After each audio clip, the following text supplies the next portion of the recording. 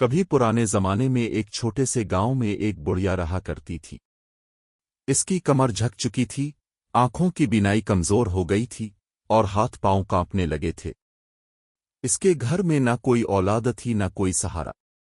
وہ دن بھر اللہ کے ذکر میں رہتی، مگر غربت کی وجہ سے اکثر بھوکی سو جاتی۔ ایک دن ایسا آیا جب بڑھیا کے گھر میں کھانے کو ایک دانہ بھی نہ رہا۔ برتن خالی پڑے تھے اور چولہا کئی دنوں سے نہیں جلا تھا۔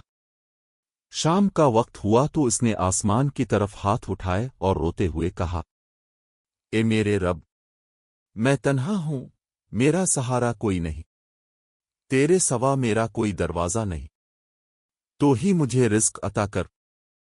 اس کی آنکھوں سے آنسو بہہ رہے تھے اور دل میں یقین تھا کہ اللہ سن رہا ہے۔ اسی وقت ایک نیک دل مسافر گاؤں سے گزر رہا تھا۔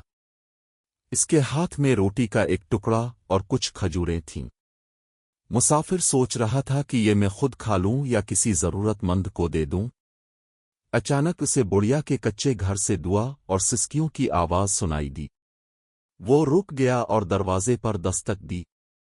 کون ہے؟ بڑھیا نے کمزور آواز میں پوچھا۔ ماں جی، میں ایک مسافر ہوں اور آپ کے لیے کھانے کا تحفہ لایا ہوں۔ یہ سنتے ہی بڑھیا خوشی سے رونے لگی۔ اس نے کھانا لیا، اللہ کا شکر ادا کیا اور بولی، بیٹا، انسان تو ذریعہ ہے، اصل دینے والا تو میرا رب ہے۔ تم نے نہیں دیا، میرے اللہ نے مجھے بھیجا ہے۔ مسافر یہ سن کر حیران رہ گیا۔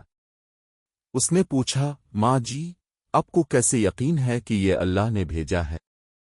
بڑھیا نے مسکراتے ہوئے کہا، بیٹا، جب میرا کوئی سہارا نہیں، میرے پاس کھانے کو کچھ نہیں اور میں صرف اللہ کو پکارتی ہوں، پھر اگر کوئی میرے دروازے پر آ جائے تو کیا یہ اس کی نشانی نہیں کہ اللہ نے ہی تمہیں بھیجا ہے؟ مسافر کی آنکھوں سے آنسو نکل آئے۔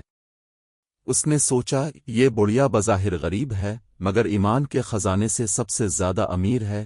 اس دن کے بعد وہ مسافر جب بھی سفر پر نکلتا، بڑھیا کے گھر ضرور آتا اور اس کے لیے کھانے پینے کا سامان رکھ جاتا۔ گاؤں کے لوگ بھی بڑھیا کی دعا سے متاثر ہوئے اور اس کی خدمت کرنے لگے۔